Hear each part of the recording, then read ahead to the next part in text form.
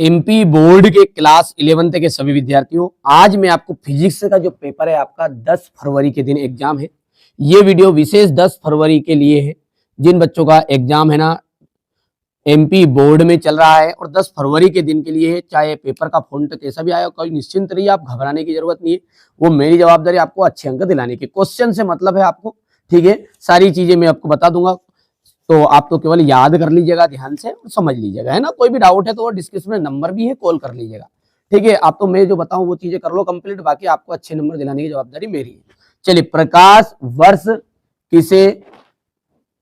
प्रकाश वर्ष का जो मात्रक है वो क्या है। देखिए, समय का मात्रक है, प्रकाश वर्ष की दूरी का है, कि प्रकाश ऊर्जा का है, कि द्रव्यमान का है। तो देखिए, डिस्टेंस यानी कि दूरी होता है और डिस्टेंस का ये आपका मात्रक भी है आपका, ठीक है, लाइट ईयर। अब देखिए, कौन सा पदार्थ अधिक प्रत्यास्थ है। तो चार ऑप्शन आपके सामने है, थोड़ा बहुत आप भी देखिए अपने मन से लगाने का कोशिश करा करो कि ताकि याद आपको रहे। चार ऑप्शन है, जब तक आप मन में विचार करिए कि कौन सा अधिक प्रत्यास्थ है, कांच है, इस्पात है, प्लास्टिक है, रबड़। तो यहाँ पर इस्पात इसका एकदम राइट रहने वाला है। श्यानता निम्न में से किससे संबंधित है। घर्षण से संबंधित है, घनत्व, शहद की संवेग। तो यहाँ पर जो श्यानता है ना वो आपके घर्षण से संबंधित है। वायुमंडलीय दाब का जो मान है वो कितना होता है। तो 10⁵ आपका पास्कल वायुमंडलीय दाब होता है। रेखीय रेखीय संवेग के आघूर्ण को क्या कहते हैं। रेखीय संवेग के आघूर्ण को अपन क्या कहते हैं, तो वो कहते हैं बल आघूर्ण। क्या कहते हैं इसको, बल आघूर्ण। और यहाँ पर देखिए ये इसका इंपॉर्टेंट है क्वेश्चन, मोस्ट इंपोर्टेंट है, रिपीट हो चुका है, ठीक है, बार बार। तो यहाँ पर भी ये इस मॉडल पेपर में रिपीट हो गया है। प्रकाश वर्ष का जो मात्रक है वो किसका है, तो दूरी का। चलिए आगे बढ़ते हैं और बढ़िया से समझते हैं। तो इंग्लिश मीडियम वाले बच्चों के लिए पहले का डिस्टेंस है, दूसरे का आपका स्टिल रहेगा। मेरी जवाबदारी आपको अच्छे अंक दिलाने का, आप तो केवल वही चीजें करो जो मैं बता रहा हूँ बस। अलग से चीजें पढ़िए, भले समय रहता है तो पढ़ लीजिए, बाकी तो जरूरत ही नहीं। और मोबाइल लगा लो यार, सारी चीजें आपको जो चीजें यहाँ पर यूट्यूब पर नहीं मिल सकती वो चीजें वहां पे मिलेगी, है ना, ठीक है। तो यहाँ पर सेट ये बी ऑप्शन राइट रहेगा, पांचवे का आपका डी, और इसका आपका छठे का आपका जाएगा यहाँ पर ये बी, ठीक है।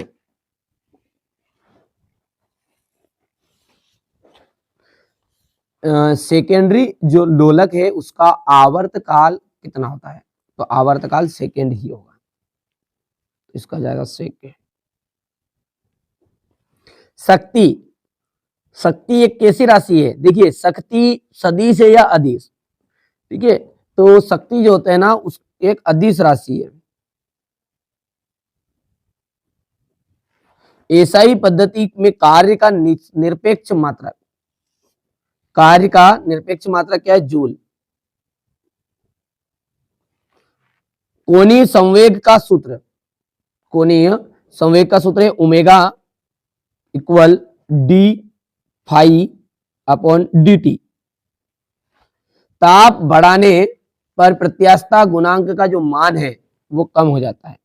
ताप बढ़ाने पर प्रत्यास्थता गुणांक का मान कैसा हो जाता है, कम हो जाता है। द्रव चलित लिफ्ट, द्रव चलित लिफ्ट क्या है, पास्कल सिद्धांत पर आधारित है, पास्कल के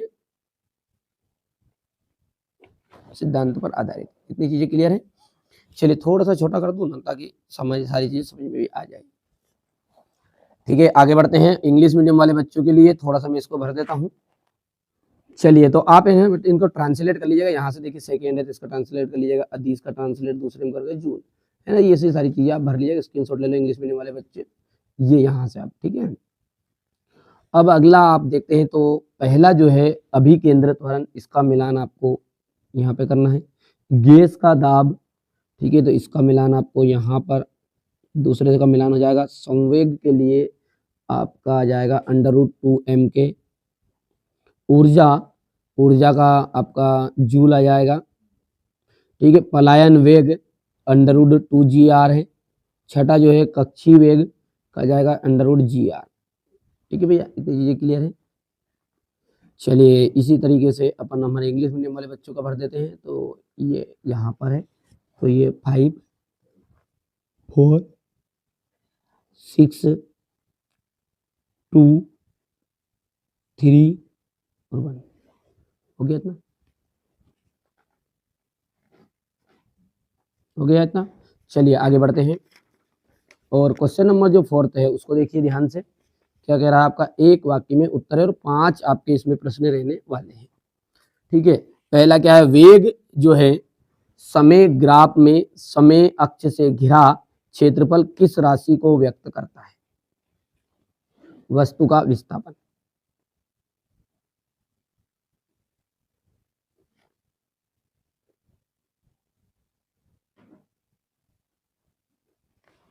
वस्तु के विस्थापन को। सर्पी तथा लोटनिक घर्षण में कौन सा घर्षण कम होता है? तो यहां पर अपन दूसरा पढ़ते थे, लोटनिक घर्षण।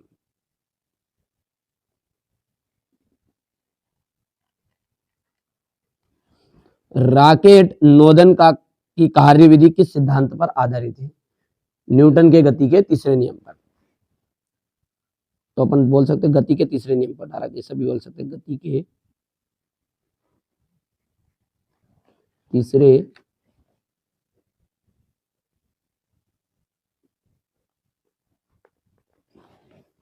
ना। अगला आप देख सकते हैं घूर्णी गति के लिए द्वितीय समीकरण लिख लेना आपको। एक कैलोरी में का मान जूल में लिखना है आपको, तो ये भी आप भर लीजिएगा, है ना, कोई दिक्कत नहीं है। ये आपका हो गया है यहाँ से क्वेश्चन नंबर 4। सत्य असत्य की अपन बात करें तो पहला जो है आपका, पहला देखिए आपका एक अश्वशक्ति बराबरी पे होता है 74.6 वाट के बराबर है, नहीं 746 वाट होता है, इसलिए ये बात हो गया आपका असत्य।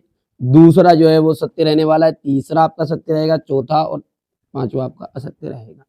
हो गया इतना।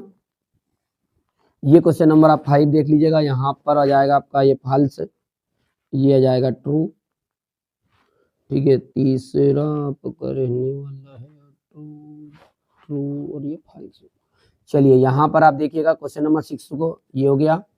ठीक है, ये क्वेश्चन नंबर आपका 7 है, ये क्वेश्चन नंबर 8, 9,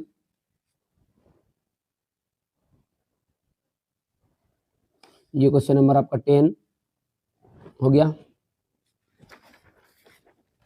ये 11 है,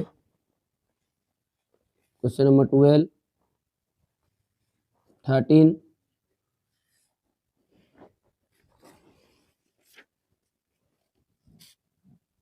क्वेश्चन नंबर 14 का था, क्वेश्चन नंबर 15, ये 16, ये 17, 17 के बाद में 18, 19, 20। ठीक है, तो ये हो गया आपका फिजिक्स का। सेट बी के लिए मैंने एक प्रश्न पत्र बता दिया है, मैं 3 पेपर आपको दूंगा। और हाँ, पीडीएफ यदि आप लेना चाहते हैं, ऐसे क्वेश्चन चाहिए कि जो 50 क्वेश्चन दे दूंगा मात्र, और उसमें आपका एकदम ओरिजिनल प्रश्न पत्र में आ जाए, तो ऐसी चीजें आपको है ना, डिस्क्रिप्शन नंबर है, कॉल कर लीजिए, सारी जानकारी मिल जाएगी, है ना, उसी में से आपकी सारी चीजें आने वाली है। ठीक है, चलिए तो मिलते हैं अगले वीडियो में।